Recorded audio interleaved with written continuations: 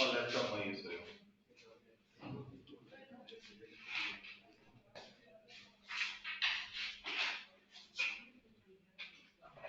मुकुट की कोई सा यार कितना जन है sir you are very good oh wow sir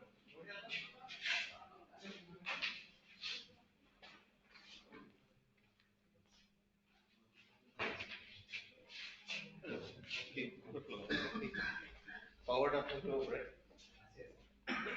no more powered up to flow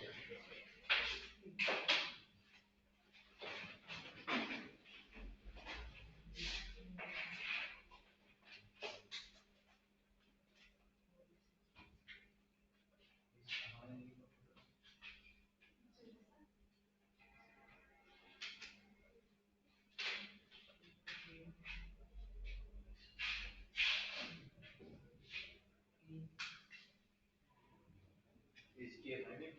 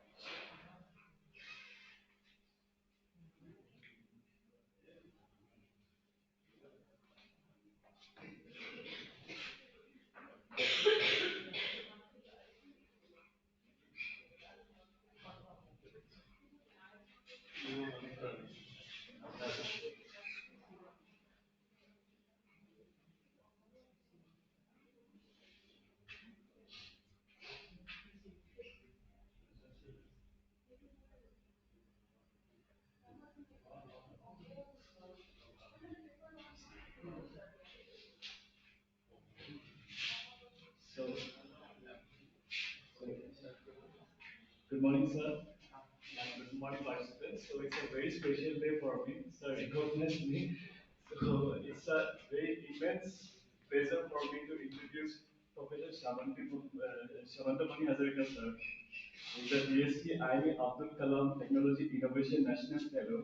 He is a professor in the Department of Mechanical Engineering and Mehta Family School of Data Science and AI, IIT Guwahati, where he leads the biomimetic robotics and artificial intelligence lab. His primary research interest is in robotic neurohabilitation.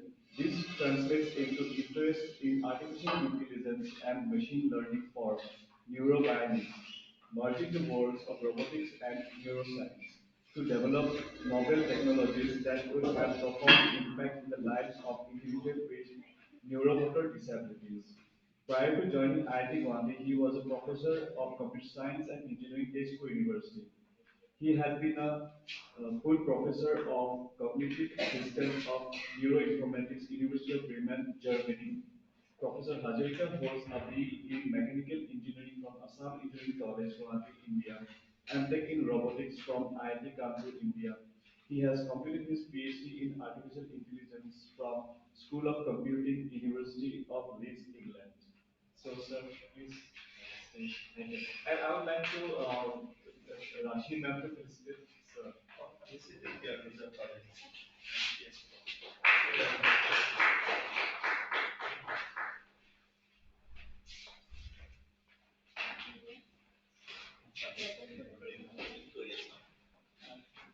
So, that could be.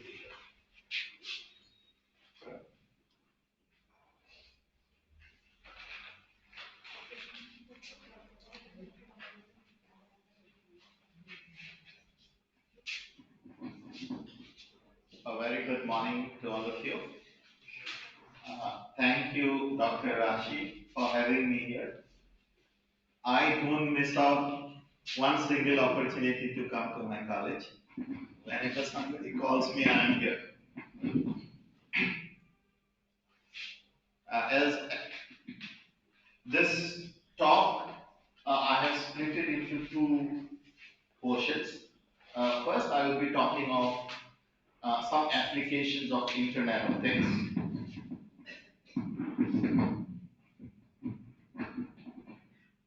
And in the next portion, I will be talking of bio-inspired devices. How you can look at nature, the processes, technologies of nature, and make them work for or your improvement of quality of life. This talk here, applications of Internet of Things devices, is rather a philosophical outpouring of my experience with working with IoT and devices rather than a technical talk. So, cold morning today. You can go off to sleep if you want, and nothing technical here. But I'm just here to push your imagination. And why are we doing engineering or technological development? Something we tend to forget. Okay, I'm just trying to remind you that, and that top is about this. So I would like to acknowledge before I begin my funding received from a number of organizations over the years, and my collaborators at Columbia, Essex, England, University of Bremen, Germany, and Gifu University, Japan, where most of the stuff that I will talk of in my second talk has been worked out with. And of course, my PhD students. None of them are here today, but most of the work in my second talk will be a work that I have done with them together. Now, even before I start, let's take a minute and think our journey so far. So, what has been our journey so far? If you look at the journey so far, we started as a hunting society, and that was around 13,000 BC. We started as an agrarian society in agriculture. So this was the first time we started doing agriculture possibly. End of 18th century, rest of the stuff you know. You have industrialization, information society. But what you may not be aware of is where we are moving. Today we are moving to a society which we call Society 5.0. Japan adopted Society 5.0 in 2018. Are you aware of this? Okay. Government of India has only last fortnight, end of 2023, had their first meeting about moving towards Society 5.0. So what is Society 5.0? We need to understand it very clearly as technocrats, as somebody interested in technology. Society 5.0 is about not only using information theory, it is beyond information theory. It is about creative society. It is about innovation. Okay, and that is why most of the colleges today have a technology innovation cell. This was our stepping stone towards moving to Society 5.0. but nobody told us about this. They tell us only in bits and pieces. TIC কিয় খুলি আছে কোনে আমাক নকলে খুলি আছে সবে technology innovation side, but the innovation portion, that the boost for startups, that we need to have startups, is embedded in the very fact that we have moved from being hunting society to a society where information does not hold any value as of yet if we do not process this information well. Okay, so I believe all of you are aware of the fact that this link from data to information to knowledge. Are you aware of this? So as we operate as a human being, we undergo a cycle. Why are we more intelligent than an animate object? Okay, and inanimate object, why are we more intelligent than that? Okay, we are because any animate object, anything that has life in it, operates on something called the sense plan act cycle. It senses, it acts, and it plans. That makes us different. So you have sense, you have plan, and then you act. Sense, plan, act. And your interaction with the environment is via these senses, and your interaction back to the environment is when you act on that. This is what every intelligent agent goes through. Any intelligent agent goes through this. Any intelligent agent goes through this interaction with its environment. And when it is doing this, idea of sensing, it is generating a lot of data. Huge amount of data, because it comes to it. Number of senses are coming to it. Is it too loud, right? Yeah, বেছি loud হলে টোপনি মাৰা কিটা মাৰিব নোৱাৰিব না, এটা ঠিক আছে. No, is it okay? Do you want it more? Is it fine now? Okay. So when you sense, you generate huge amount of data, and as you process this data, what it becomes?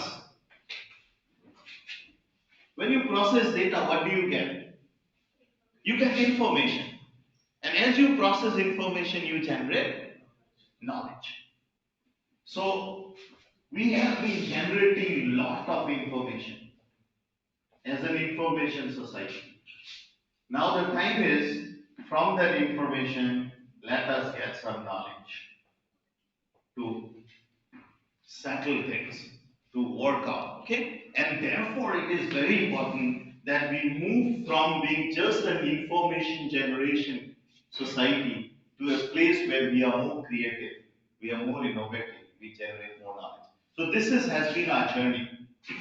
And if you and many of you are aware of this, that and this journey that we have, okay, if you look at the industrial revolution, and it has been water and steam, then electrical energy, nothing new. You are aware of this, right?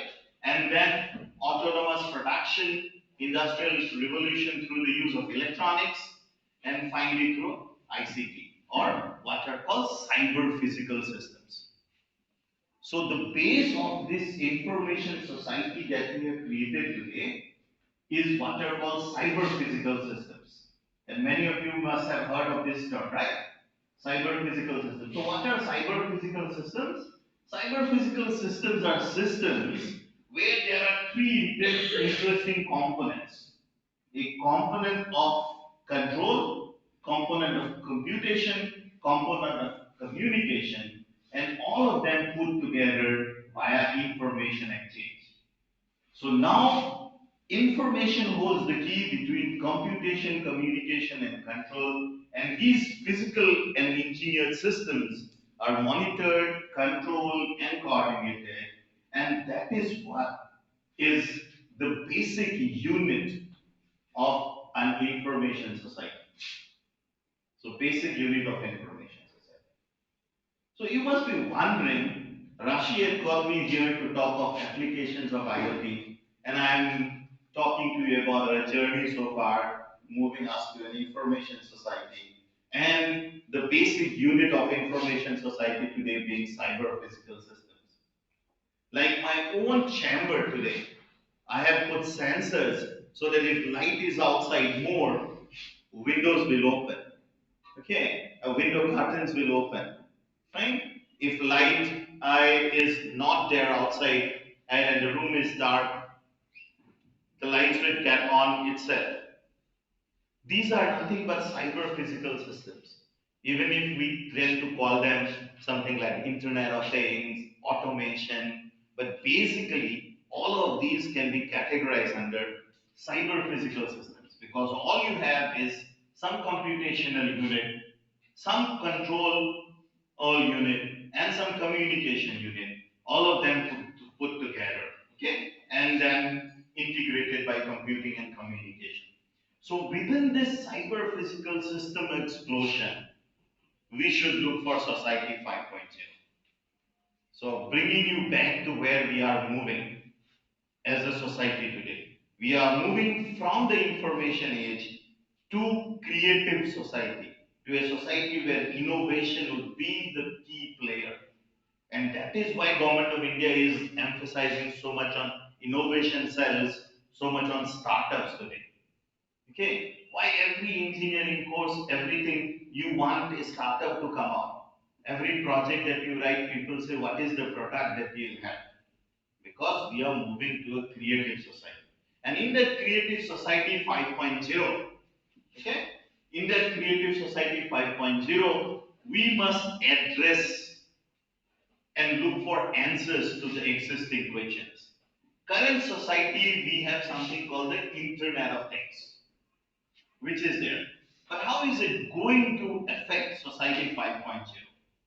So, in society 5.0, knowledge, information are not shared across cross sections alone. They would be connecting all sorts of people, all sorts of knowledge, all sorts of information, and a totally new value system will be born. So, up till now, if you were implementing an IoT, you were implementing an IoT for agriculture, or you were implementing an IoT for your water tank, where your water tank is full, it gets over and then finish. What we are saying in Society 5.0 is no. You take that, include that to the smart grid, IoT, for the electrical supply. Include that to the IoT of your home appliances device.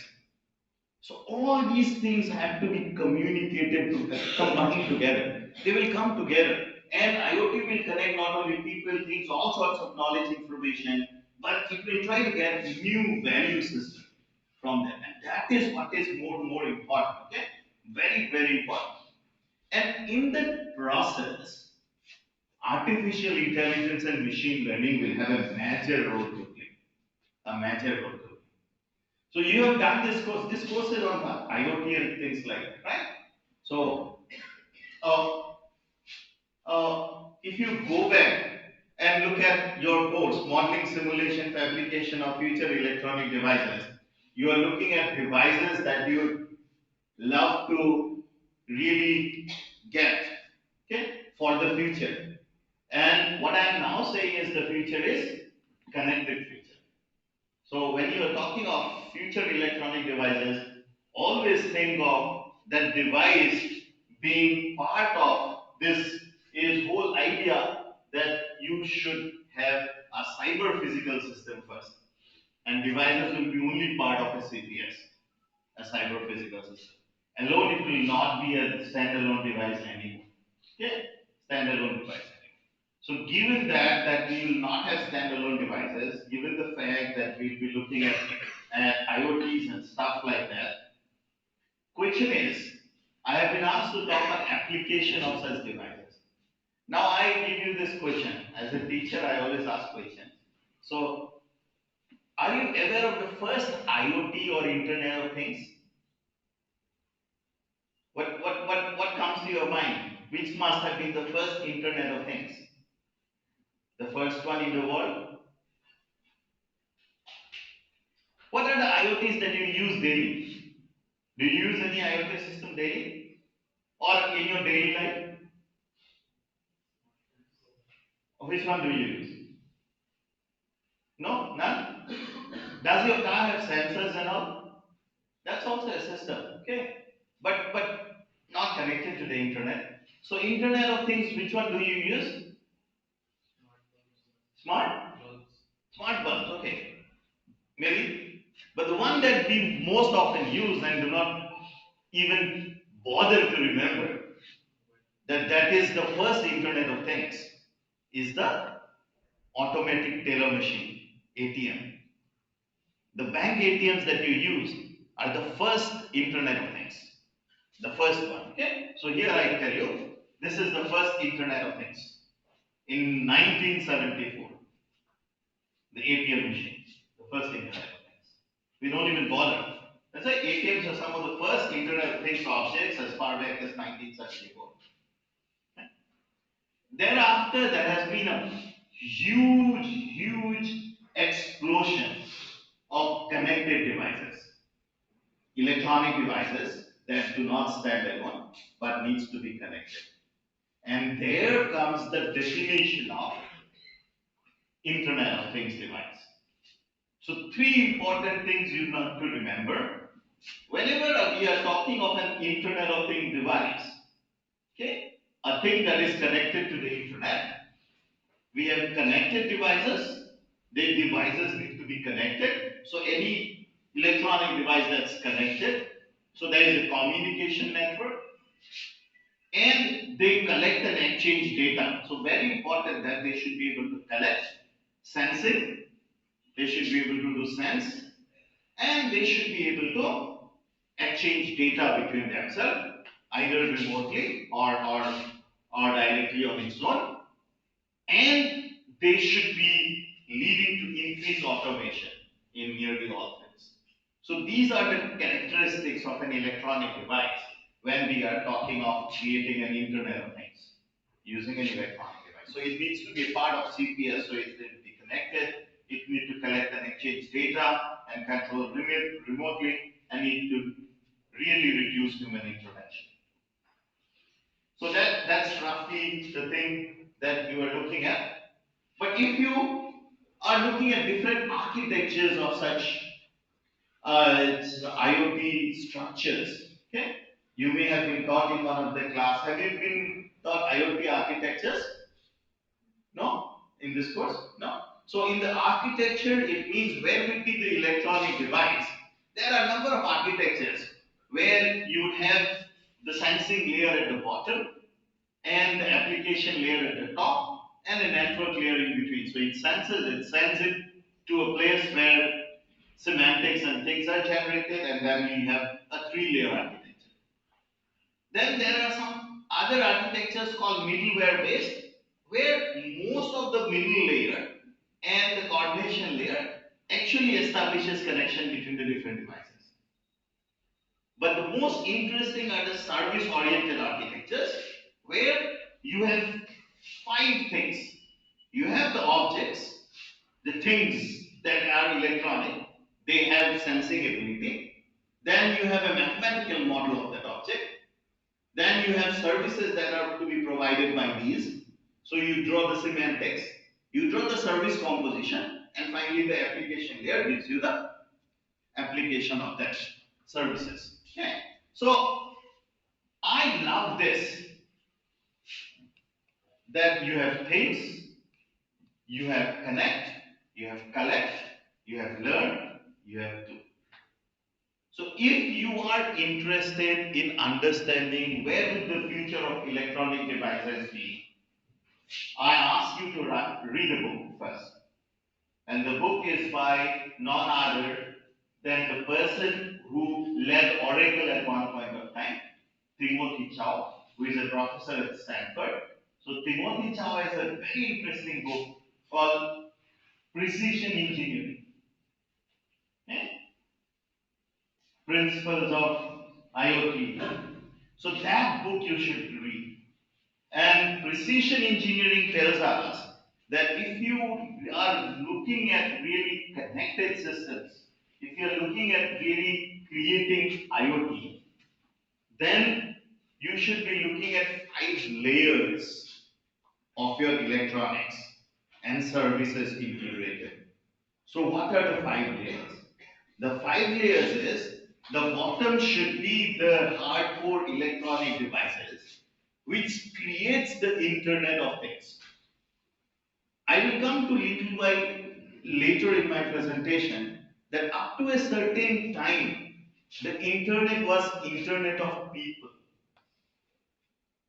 At a certain time in the history of the Internet, more connected things were connected to the Internet than people connected to the Internet. And therefore, today the Internet is Internet of Things and not Internet of people. And that is why you need to be careful to use the Internet today. Because when you are connecting to the Internet, whether you are connecting to a person or to a thing, you are not sure. It is more likely you are connecting to a thing rather than to a people. To start with, it was Internet of People, IOP. Okay, people connected to people. But then, somewhere around the timeline, I will show you a little while later, that timeline, we had more connected devices than people on the internet, and we created the Internet of Things. But nevertheless, this is important for us that any Internet of Things architecture that we really want to have, we needs to have 5 things in it. Things, things focuses on the machine themselves, the electronic devices. They are the things. Water chillers, locomotives are becoming smarter. Okay, smarter are increasingly sensors are increasingly attached to these low-cost computers. Okay, they could be simple microcontrollers or some more or advanced ones. But basically, we are talking of things which are machines themselves. Then these machines need to be connected to the internet in different ways. So connecting these things, we use a diverse set of technologies based on amount of data that you want to transport. It could be as simple as P2P. It could be as simple as a Wi-Fi network or the complete internet, the wired one, and what else. But we use diverse technologies to connect these things, and the idea is to collect as much information as possible, data as possible, as much data as possible. So collect refers to technologies designed to collect the data. And you should remember, when I'm talking of internet, the things are not people here. So the volume of data that can be generated is exponentially larger than Internet of People application. And that is the difference. Why our emphasis is now on future electronic devices is because this layer generates so much of volume of data that if you do not process it at that particular location itself and think of transmitting, you will generate so much of energy losses, so much of power to be required. So we need to have electronics that can take care of these data here itself. So collect refers to technologies designed to collect the data. Learn is about making sense of that data being collected so that I can generate information. And finally, do is understanding that what are the things giving me so that I can deliver the services at the best possible time. So this is what works for IoT architectures. Most of the architectures, even if I have shown you here 5 different architectures as 1, 2, 3, 4, and this one, 5 different architectures. All of these, this is the architecture which can encompass all of the IoT architecture. Now you should take a breather now, okay? What am I saying and why I am saying this? I have shown you this architecture because this would generate huge amount of data and you need to have devices so that the data can be taken care of at the location itself. Okay? And this is something that you should now look at. See, we have internet, connected devices per person. Connected devices, look at the population. 2003, 6.3 billion is the population. We have 500 billion connected devices. Good number, but not scary. 2010, from 2003 to 2010, the transition, 6.8 billion people, world population, and you have to remember that half of that is in other continents that have no access to communication. Okay, so even if I'm saying 6.8, roughly 4 or to 3 or 4 billion is the people who have access to communication and communication technologies. Connected devices, 12.5 billion. This is the time when we move from Internet of People to Internet of Things. Because we have more connected devices per person. Okay? Each person had 1.84 devices connected to him. Whether you knew it or not, that is the number. Okay? That's the number. As we are approaching 2020, some 7 devices are connected to me. 7 devices are connected to me. And ATM is one that I can only think of. Rest of them I don't even know. Every time I'm using my mobile phone, some connected device is taking data from me. And that is something we need to be aware of. Okay, so we have now around 7 devices per person. So this is connected devices per person. Each of you are connected to some 7 devices today. You think you are only connected to your mobile phone because your wife complains, "Kiman aro mobile chaka." But you are not connected to the mobile phone. You are connected to 7. Go and tell her. তুমি এটা মোবাইলে দেখা পাইছা 7টা connected হয়েছে মোট 7 are connected to today. 7 devices. And that is what is scary. If you do not understand what is happening to these devices, why are these devices important or they are not important, and you'll be told about challenges and how to devise this. But future electronic devices, when you are thinking of modeling, simulating, think of the world where we are going. Think of the society that we are moving towards. Government of India has not declared Society 5.0 as a national mission as of yet, but the first meeting was held last fortnight. So very soon we will also emphasize Society 5.0. Industry 4.0 hunisile nahoy. So that is now story, history. Industry 5.0 will come with Society 5.0. Okay. So Society 5.0 means we will have to be more creative, more innovative. Okay. Innovation in technology, whatever that means. Okay, you have to be more innovative in technology. And then you have to remember that you are not alone in this world. As you loiter around in the corridor, 7 devices are connected to you. And that you have to remember. Okay. So within that, if you are looking for addressing the Millennium Development Goals, within that you are addressing within that you have to really think of addressing the developmental goals. Like any problem in the health sector, any problem in the education sector, any problem in the agriculture sector today. Why are people looking at electronics, communication technologies, or which I together put as cyber physical systems? Why are people looking at solutions in the cyber physical system domain? People are looking at solutions in the cyber physical domain system because of the very fact that they know that all of us are connected. And this connection of devices gives us tremendous power. Even if it is scary, it gives us tremendous power to address many of the goals that we are interested in. So IoT or Internet of Things gives us smart and sustainable future. Even if we are connected, it gives us huge lot of smart and sustainable futures. And we can think of energy, we can think of smart cities, we can think of health or smart health application, whatever you are thinking of.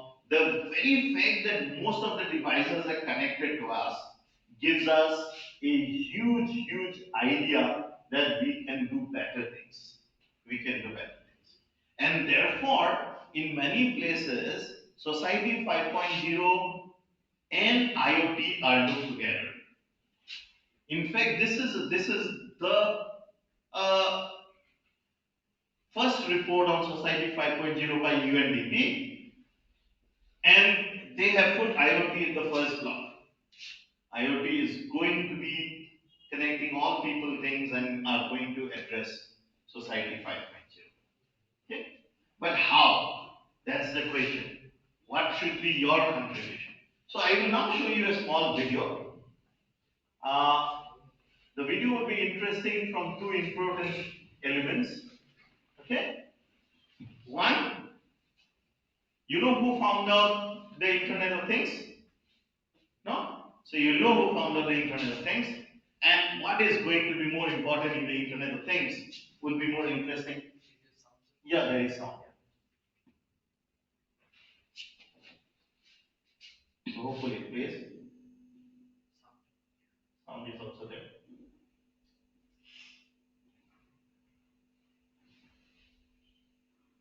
Why is sound not coming? Because you hang on.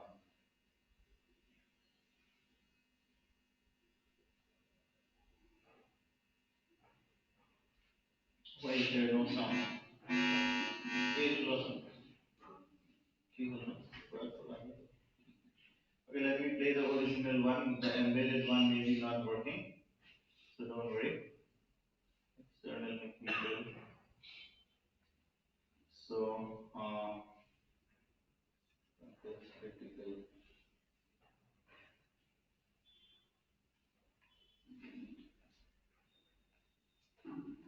Why is there no sound? What is happening to the sound? Anyway, so I'll tell you what he's talking of. If the sound is not there, sorry about that. So I should have the sound working, but why is it not working? Let me check some other video. Is it my machine? Biomimetry video, I can say. Why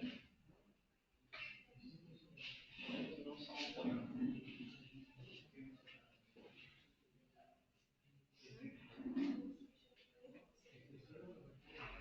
Yeah. Sound भी रहती है, सबको sound सही है सिर्फ. अच्छा episode side हो गया, तो मन break it up on one. I'll not stop now. So this video, I will check the sound. If it comes, I will put it back on the sound again. Sorry about this huge goof up. I should have checked it at my house.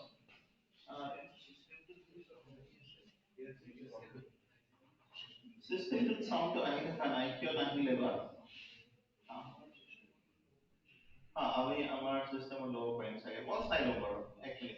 So you have to believe me what it tells. I can tell you what it tells. This is a video by Kevin Austin. Kevin Austin is from UK. He is credited with development of the Internet of Things. The 1974 8-bit machine Internet of Things that I showed you was his idea. Now what he's telling here in this video, very sorry that the sound is not working, is the fact that the Internet of Things, the major emphasis will be another term that you people are always looking across. That's called machine learning. Okay? So you must have come across this term called machine learning. Are you aware what is machine learning? What is machine learning? If I ask you what is machine learning, what is your answer? No? Don't. You have to interact with me. I don't take a one-side dialogue delivery lecture ever. What is machine learning? You're not aware of what is machine learning? Okay, let's try to do that. What is machine learning? And we will carry forward. Yeah, get your phone. Okay. So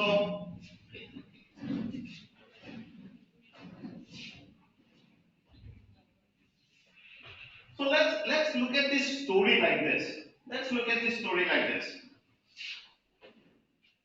Intelligent agent. For an agent to be intelligent, what is important? It must do the sense, plan, act. Are you with me? Sense means it has to get in lot of data. Plan means it has to do some decision making and pass on the decision. And act means he will again act on the environment. So the sense, plan, act makes a intelligent agent. You and me? How is that intelligent works?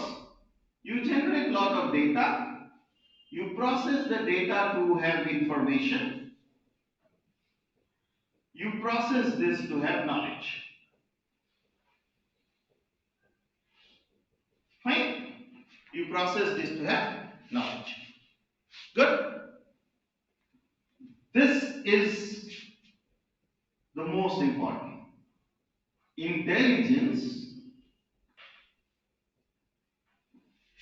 requires what? Any form of intelligence requires what? Not your brain. Any form of intelligence requires knowledge. Knowledge. Any form of intelligence requires knowledge. You know? Where does this knowledge come from? The knowledge comes from actually data. But this process of using data to generate information to process, information to be processed and to generate knowledge is called learning. You learn. You learn. How do you learn? Your mathematics teacher tells you 2 plus 2 is 4. You learn. You have data. Your mathematics teacher tells you 5 oranges you have, 3 oranges are gone, how many you are left with? How do you do? You have data 5, you have data 3, then what do you do? Huh? Yes, you use something called the symbol system hypothesis. This is a hypothesis that any intelligent activity is nothing but manipulation of symbols. So symbol system hypothesis says 5 oranges. I manipulate this symbol of 5 oranges to take away 2 and left with 3. I have created intelligence. Symbol system hypothesis is the basis of intelligence. And that comes from the process of learning. So now intelligence requires knowledge. Knowledge comes from data, which is learning. So if you can make a machine explore what? Explore the environment so that it can generate lot of data, and from that data it can learn. This process is nothing but machine learning. All this hype that is happening, machine learning. What is machine learning? Machine learning is to create machines to have the ability to explore a given environment so that data can be generated, so that learning can happen. That means that data can be processed to generate information, information can be generated to process, that information can be processed to generate knowledge. So that's machine learning. Okay? So when I say machine learning, that's a very good book by Tom Mitchell. I love books being referred to teachers because you can then go back and read books. Tom Mitchell is a very interesting book on machine learning. If you just want to understand what is machine learning, you should get this 900 rupees book by Tom Mitchell. And he says what is machine learning does. Take a task T. You take a task T. Okay? And you think of your experiences E with the task. Experience. Experience E with the task. And see how the performance P is varying. Performance. Okay? Task P, experience E, performance P. So for that task E, if E increases and my P increases, then I say I have learned. Simple. Take this, take the idea of riding a bicycle. You have the task of learning how to ride a bicycle. P is that. Experience. You take the bicycle, fall couple of times. You take it again, fall couple of times. You have a lot of experience. After that, your performance of riding the bicycle has improved because you have learned it. Finish. And that's learning. If you can do this process in a machine, that's machine learning. And that machine learning forms the genesis, forms the core of any future electronic devices to be put together in an IoT system. And what are these algorithms that are so important? Five of them. Five of them. You want to find out trends, you want to find out relationships, segments, associations, or anomalies. Only five of them. You want to learn from the data that is collected by the electronic device.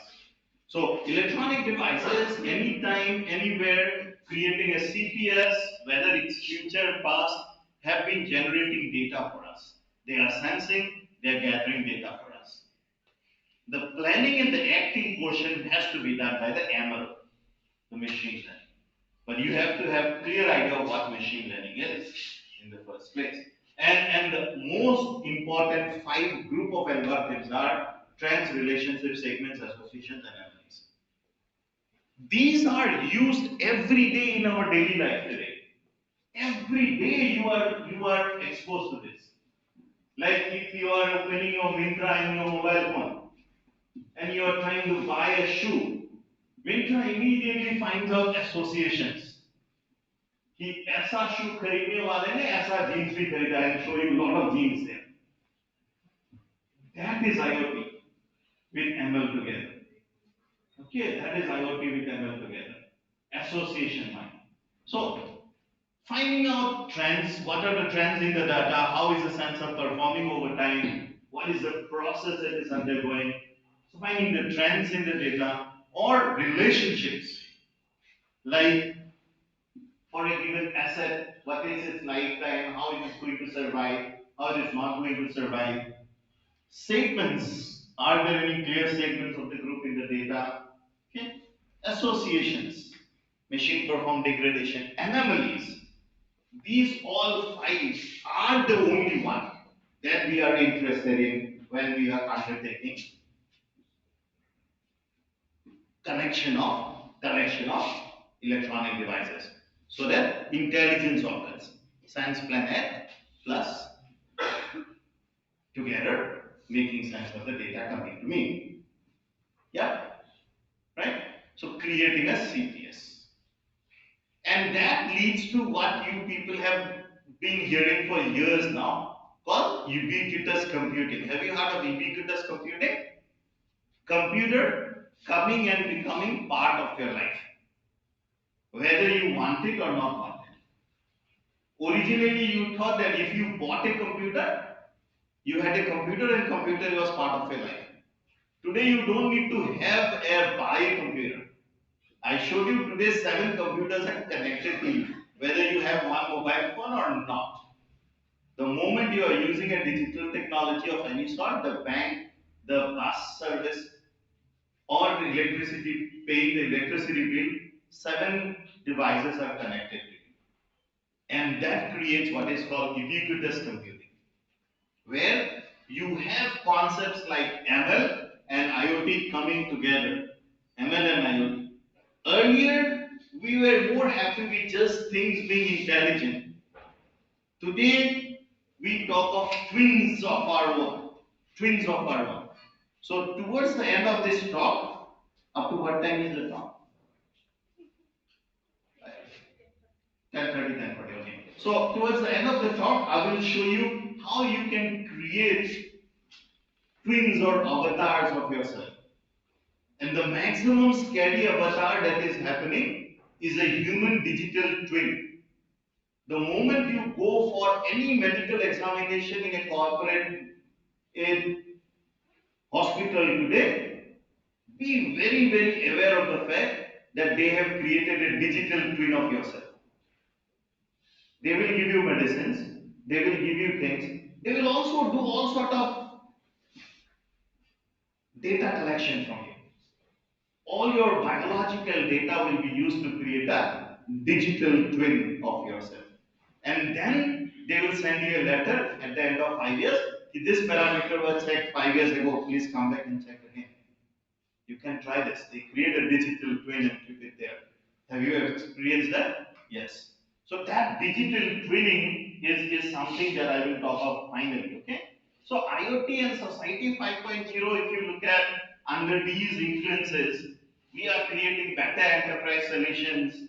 We are integrating smarter homes, innovative agriculture. I don't want to talk of this because these are so obvious that you people have been hearing about this in terms of better solution. You are talking of smart infrastructure, in terms of integrating smarter homes. You already may have Alexa and all this stuff. You know? So smart energy application. These are not exciting, but they are making huge impact on the society. And as we move forward to Society 5.0, we will have even larger impacts there. We will have even larger impacts there. And that is something that we need to be really aware of. Okay?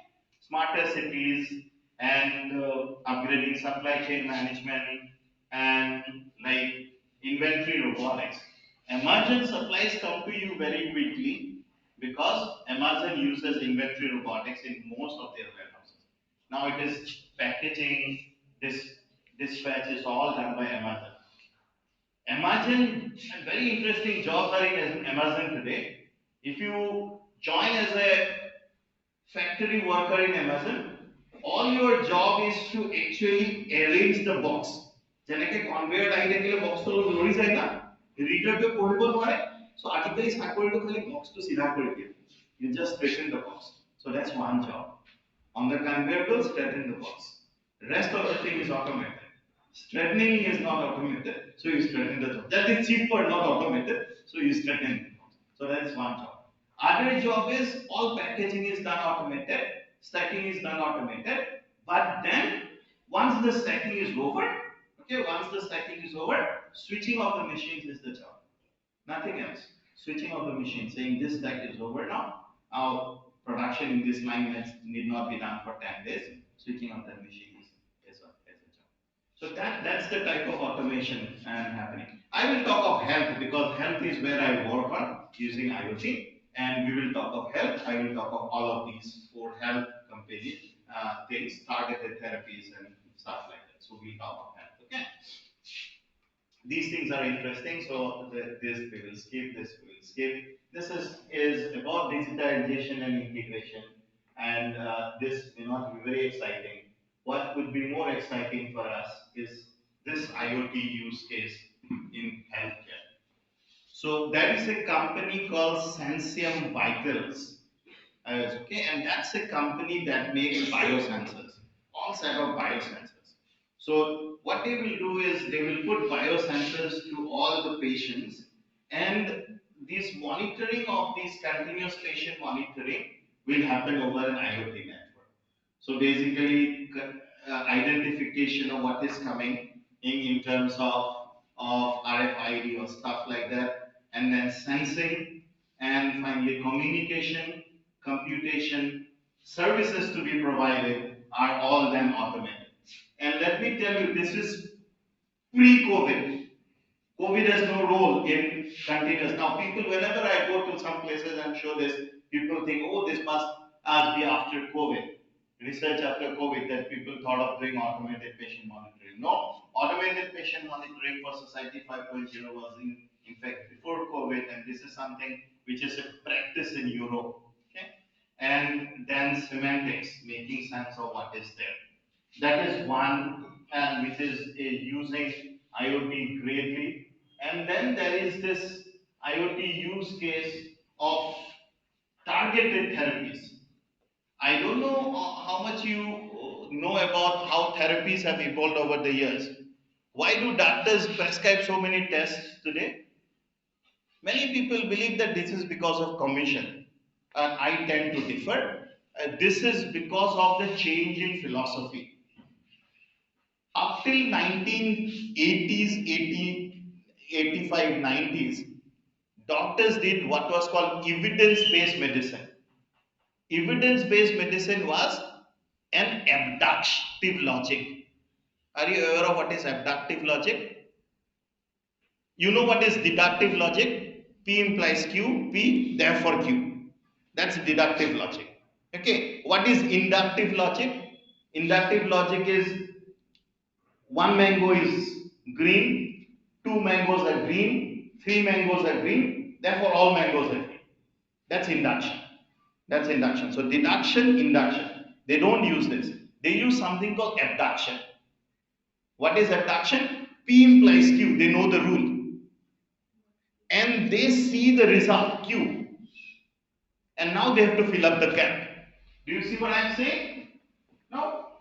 So you have this rule P implies Q. And you see Q.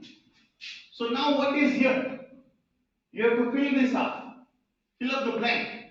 And then doctors guess, oh, it must be P. And therefore I'm looking at Q.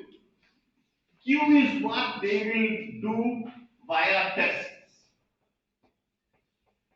I'm not saying this because my wife is a doctor, but I'm saying this because evidence-based medicine is when people started looking at the evidences and trying to fill in the gap.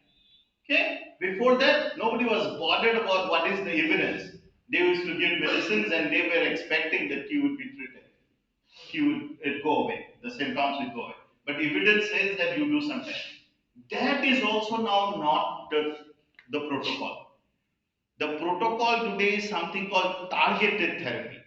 Targeted therapy means that when you have the evidence, you have to now have also the knowledge of which of these drugs work in the given evidence, and then which of the gene profiles do not behave well, why do not they behave well, and then think of what drug to give to the patient.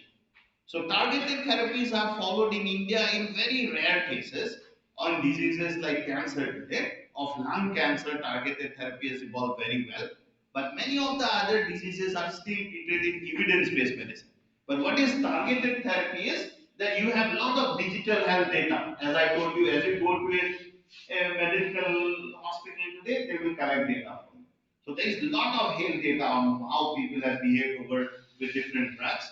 And then there is this human genome project, which has all the genes categorized. So these are called omics-based tests. Omics-based tests are about the genealogy and how drugs work in that gene group. And then they have complex machine learning algorithms to really figure out how the drugs are to be delivered, where they are to be delivered, by what amount they are to be delivered. So in the next session, I will show you how small robots are created to send inside the human body through natural orifices to deliver drug at the required location. Completely required location, only the drug will go. So that's why I said lung cancer is treated in India like that. You will create a body-wide area network. That's called a BWAN. It's not a WAN, wide area network. It's a body-wide area network. In that body-wide area network, they will take a small robot, put it via the nasal thing, and direct it to the location, do everything there, come back. Okay, come back. And that's targeted therapies. Either chemical, either biochemical, or either electromechanical systems. So So electromechanical is when you people have a lot of things to work on, including the future electronic device. So continuous patient monitoring and directed therapies are two very important things. Finally, I will just show you one more and then stop it maybe. That one of the largest IoT use cases today, is the idea of a digital twin, which I already told you little while ago. A digital twin is a model or a digital representation of the real world object, and they are not just the CAD model, not just the finite element model.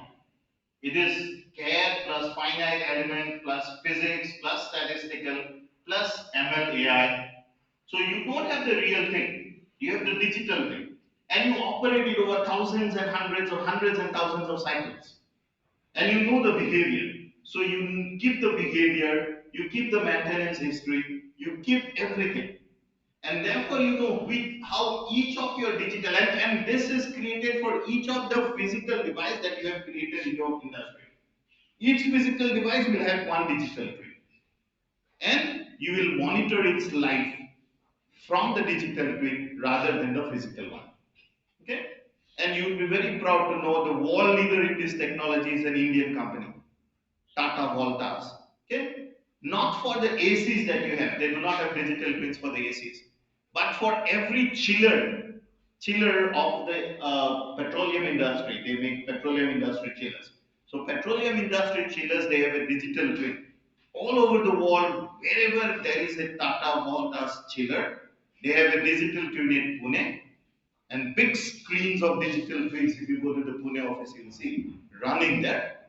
Okay, I had a chance to go to Motocrop, and Hero Motocorp is one of the partners there. So they have these digital twins there. Whether it is Namibia, whether it is Kazakhstan, chillers are being monitored from Pune. So that is the power of IoT technology. You don't go to that location. Everything comes to you on the Pune office. You know what is happening to your chiller there. Even before something is happening to your chiller, because what you are operating is not on the real machine, but on the digital. This is not predictive maintenance. Mechanical engineers have said, oh, it is predictive maintenance, you predict maintenance. It is not. It is full operation in the digital world and trying to take up whatever comes on your way in the digital world before rather than in the physical world. And that is something that people are doing for the human life. Digital twin of the human body. Okay? For very rare cases of rehabilitation robotics, people create digital twin of a given patient. Okay? To understand its recovery. So there will be a lot of sensors, smart devices, sensors, medical records, social media records, everything will come, and then you will do a lot of data processing where you create the human digital twin and operate on the human digital twin and see if the digital twin works and then get the feedback to this, and you will operate here rather than here. As you operate here, your therapies will be transferred to the patient and the patient will be taken care of. So that's what is in the future. That's coming in the future. It's 10:30, so I'll stop there. But before I finish, I want to show you two important things. One, where IoT has not only gone to these industries, but has made use in the operating room. So IoT has now reached Internet of Things and electronics have reached operating room. Okay, so we have, at least in the private sector in Guwahati, we have two places where you have robot surgeons. One, many of you must have seen Swagat Hospital. Another is we also have a robot in Namcare. In both places, as I go with the team into the robotic surgery rooms to see and study how robots are being used in the operations, and we try to improve on these robots. Okay, so why I'm saying you this is because in a small city like Guwahati, robots have become part of the operating room. Okay, and that's what going to be regular procedure in a few years from now. Regular procedure. So you send robots via natural orifices like this, and you have very interesting sensors in this, embed them there and come back, embed them there and come back, and and they can take care of all the data that's going. So আগতে gastric হলে কি করে দরবেলা দিয়ে পঠাই দিই এতিয়া gastric হলে we can implement an electronic device, go there and implement an electronic device there and monitor the data coming from you 24 hours, and based on the data I can then decide the amount of drug for an ulcer. Okay, for an ulcer. So that is the type of things that you must imagine when you are talking of future electronic devices. Yes, and that's happening in a city like Guwahati. So you should imagine that the amount of technology that we are making progress in. So go back and put devices there and come back. Okay? So that's something that's holding the future for us. But the future finally is, of course, 5G will help in our rollout. That's a different case. Edge computing, that's different. These are not my areas. But what will drive it is AI integration. And that is where is our focus, at least for my group and things like that. We are focusing on how you can increasingly intertwine with IoT or smart devices for smart decision and automation.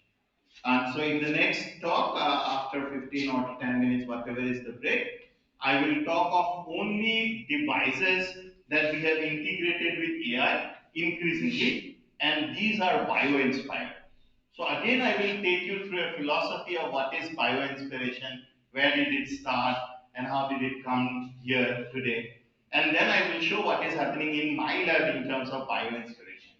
I'm very happy that two of my PhD students have now opened companies based on bio-inspiration. One is a lady, one is a man, and he is launching his products very soon on based on the PhDs that they have done in my lab. Okay, another is already started launching our products in a company to the oil industry. So these are bio-inspiration. So in the next talk, we will talk about what is bio-inspiration and how bio-inspiration has also made us look at IoT and interweaving of IoT and AI. Okay, thank you very much. If you have any questions, I will take it now. Otherwise, we'll stop. Yep, no questions. Okay, thank you very much. So we'll stop it now and talk of the other stuff in the next class.